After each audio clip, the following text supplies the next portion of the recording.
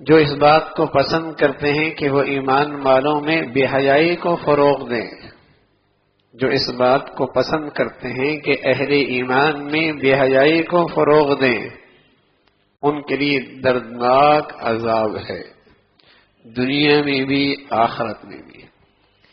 جب یہ قرآن کی آیت اتری تھی تو مدینہ کا منورہ کا ایک محدود معاشرہ، محدود سوسائٹی، ایک مخصوص واقعہ، لیکن اس قرآن کی آیت کی تفسیر بہت وسیع۔ اگر آج کی دنیا دیکھی جائے، آج کی صحافت، آج کا ٹیلی ویژن، آج کا لٹریچر، آج کے میڈیا اور آج کے تعلیمی اداروں کا نظام تعلیم دیکھا جائے تو قرآن کی یہ تفسیر کھل کے سامنے آ گئی۔ اور آج کا تعلیمی اداروں کا ماحول دیکھا جائے تو یہ آیت کی تفسیر ایک معجزہ لگتی ہے، یہ آیت ایک معجزہ لگتی ہے۔ اس کا یہ اعجاز ہے کہ اس کی آج تفسیر ساری دنیا بنی ہوئی ہے۔ ہمارے عزیزوں، جو قوم کا مقتدی طبقہ اور مذہب کے نام پر یہ مخلوط محفلیں ہونے لگیں گی، پھر آنے والی نسل محبت کے دن ہی منائے گی نا۔ پھر اس نئی نسل کے اسکول کالجوں میں، یونیورسٹیوں میں محبت کے دن ہی منائے جائیں گے، حرام محبت۔ اور پھر اسے روز بروز فروغ دیا جائے گا ذرائع ابلاغ کے ذریعے کہ مسلمان معاشرے میں بے حیائی کو فروغ دینے والا یہ مسلمان معاشرے کا دشمن ہے، یہ اسلامی سوسائٹی کا دشمن ہے، بلکہ سچ ہے یہ مسلمانوں کی ازواجی زندگی کا دشمن ہے، مسلمانوں کے خاندانی استحکام کا دشمن ہے۔ اس لیے کہ جس معاشرے میں بے حیائی فروغ پاتی ہے وہاں میاں بیوی کا اعتماد نہیں رہتا، وہاں بیٹا بھی باپ کا نہیں رہا کرتا اور بیٹیاں بھی ماؤں کی نہیں رہا کرتی، اور وہاں خاندانی استحکام بھی رخصت ہو جایا کرتا ہے، بکھرنے لگتا ہے۔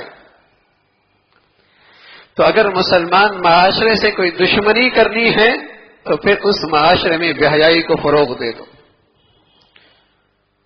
اگر مسلمان معاشرے کو تباہ کرنا ہے، ان کے گھروں کی زندگیوں کو، ان کے خاندانوں کو، ان کی نسلوں کو، ان میں بے حیائی کو فروغ دے دو۔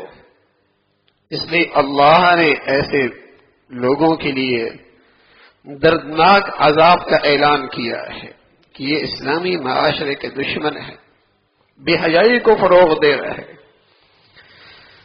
100 سال پہلے تو شاید اس کا تصور بھی نہیں تھا کہ مسلمانوں کی بیٹیاں اور مسلمانوں کی بہنیں اور مسلمانوں کی مائیں یوں بے پردہ اور بے حیائی کے ساتھ باہر نکلیں گی۔ اور کیسے ہوتا تھا؟ اس لیے کہ ان کے سامنے اپنے نبی کا حکم تھا، اللہ کا کلام ان کے سامنے تھا۔ تیزی کے ساتھ یہ بے حیائی فروغ پا رہی ہے اور سبھی جانتے ہیں اس کے نتائج بد میرے معاشرے میں کیا پڑ رہا ہے۔ پہلے سننے میں آتا تھا میاں بیوی میں ناچاقی ہو گئی، طلاق تک آواز بات پہنچ چکی ہے، لیکن میرے عزیزو اب تو ہر دوسرے گھر کا تماشا یہی لگتا ہے۔ کتنے ارمانوں سے ایک ماں اپنی بیٹی کو رخصت کرتی ہے، لیکن خوشیاں کتنی دیکھتی ہے۔ کتنے امیدوں سے ایک باپ اپنے گھر میں اپنے بیٹی کی بیوی اور بہو لے کے آتا ہے، لیکن اس گھر میں محبتوں کے پھول کتنے کھلتے ہیں۔ ہاں میرے عزیزو، جس معاشرے میں مرد عورت کا آزادانہ میل جو ہوگا وہاں کبھی گھر نہیں بنا کر، وہاں کبھی میاں بیوی میں اعتماد کی فضا نہیں ہو سکتی۔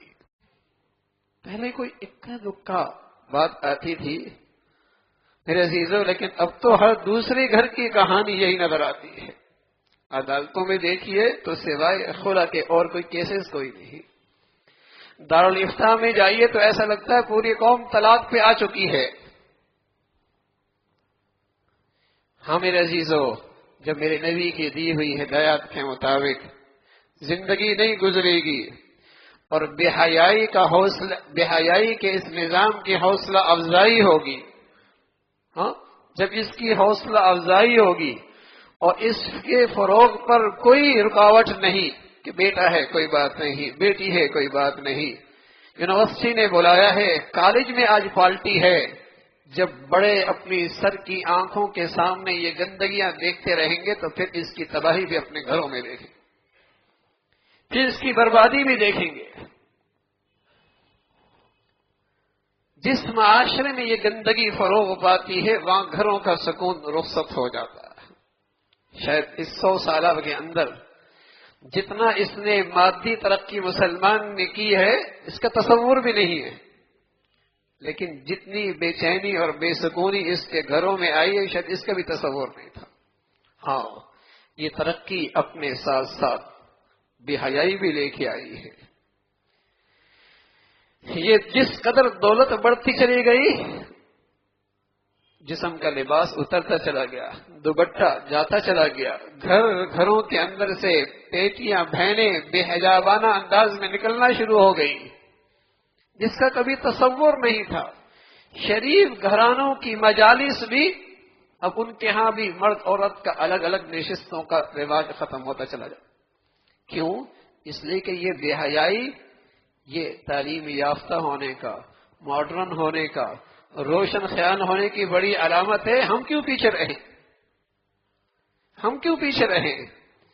اس لیے کہ جس قدر بے حیا ہوگا اور جس قدر اس کی بیٹی بہنا کے چہرے اور سر سے دوپٹہ غائب ہوگا، اتنی مہذب، اتنی تعلیم یافتہ، اتنی روشن خیال اور 21 صدی کے ساتھ زمانے کے ساتھ چلنے کے اسے روایات پتہ، ترقی کی نشانی بن گئی بے حیائی۔ اور رسول اللہ صلی اللہ علیہ وسلم نے بتایا کہ جہاں سے حیا گیا وہاں سے ایمان گیا۔ یہ دونوں جوڑنے ہیں، رہتے ہیں تو دونوں آتے ہیں، جاتے ہیں تو دونوں جاتے ہیں۔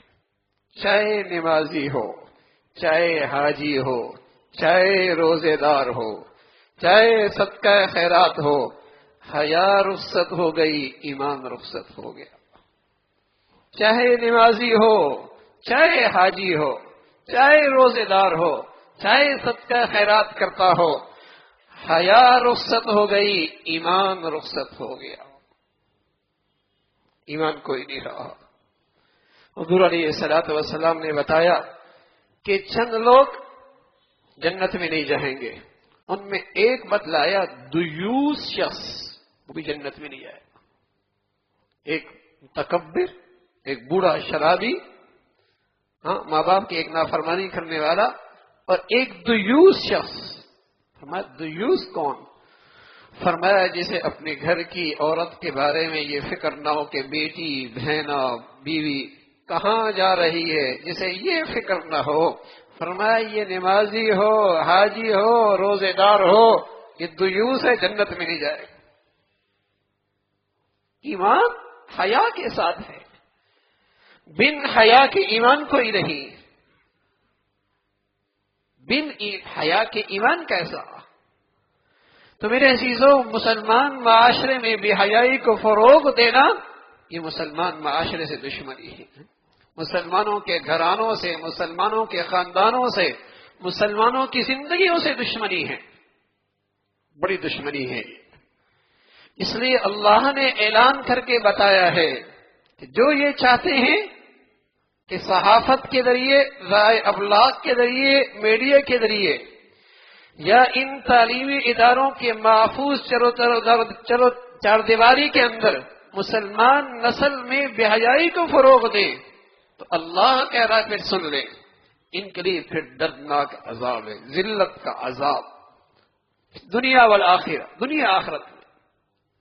اس لیے کہ یہ مسلمانوں کی ایمانی نسل کشی کرنا چاہ رہا ہے، یہ مسلمانوں کا ایمان سے دور رکھنا چاہ رہے ہیں۔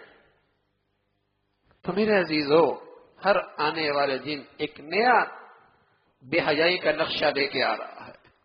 کبھی 10-15 سال پہلے مسلمانوں میں ہے یہ ویلنٹائن ڈے کا نام کوئی نہیں تھا، محبت کا دن۔ ہاں، مسلمان اس سے خوب جانتا تھا کہ وہ اپنی ماں سے محبت کرتا تھا، بہن کو عزت دیا کرتا تھا، ان کا اپنے میاں بیوی کا ایک محبت کا رشتہ تھا۔ مسلمان کا ہر دن یوں محبت میں گزرا کرتا تھا۔ لیکن مغرب کی آئی ہوئی یہ گندگیاں، جس کا مسلمان معاشرے میں پہلے تصور نہیں تھا، ایسی فروغ پا رہی جیسے مسلمانوں کی صدیوں کی روایات یہی ہے صدیوں کے لگتا ہے روایت یہی ہے. اس کے ذرائع ابلاغ دیکھیے، اس کی تعلیمی اداروں دیکھیے، اس کی نئی نسل کے رنگ رلیاں دیکھیے، اور بڑوں کی آنکھوں کے سامنے یہ سب کچھ ہو رہا. میرے عزیزوں، اگر اس کے آگے بند نہ باندھا تو میرے عزیزوں کل وہ ہوگا کہ باپ خون کے آنسو روئے گا لیکن اپنی اولاد کو روک نہ پائے گا، اور ہو بھی رہا ہے. بڑے دکھ لے کے آتے ہیں بسا اوقات، بڑے دکھی اور ایسی عبرتناک نقشے بسا اوقات زبان پہ لانا بھی مشکل ہے، لیکن وہ ہمارے معاشرے میں ہو رہے ہیں. لیکن میرے عزیزوں اگر بند نہ باندھا تو یہ معاملہ اس سے بھی آگے جائے گا، یہ معاملہ اس سے بھی آگے جائے گا. ہر شخص ذمہ دار ہے اپنے اپنے دائرہ کار میں، جہاں اس کی بات سنی جاتی ہے، اس کی بات کا لحاظ ہے، جہاں اسے اختیار ہے، وہاں یہ دیکھیے کہیں وہاں بے حیائی تو فروغ نہیں پا رہی. اپنی نسل کو یہ بھی دیکھا جائے کہ جن اداروں میں ہماری نسل پڑھ رہی ہے، تعلیم کا تعلق بے حیائی سے کیا؟ کوئی مولوی کہہ دے کہ میاں سلوار ٹکنے سے اوپر کر لو، اپنے نظم یوں بنا لو، تو فوراً طبیعت پہ بوجھ آ جاتا ہے. اس کا کیا تعلق ہے؟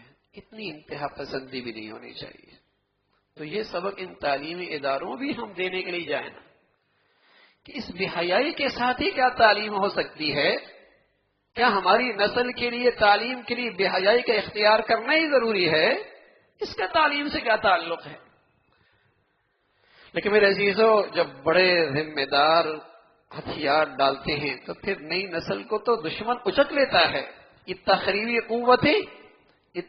قوتیں جن کے پاس اس وقت ذرائع ابلاغ کا سب سے بڑا ہتھیار ہے، جن کے پاس اس وقت بے حیائی پھیلانے کے سارے وسائل موجود ہیں، پھر یہ نسل ہماری نسل نہیں رہنے دے گی، پھر یہ نئی نسل ہماری نہیں رہے گی. سچ عرض کر رہا ہوں، نہ اسلام کی رہے گی، نہ اس وطن عزیز کی رہے گی، نہ ماں باپ کی رہے گی.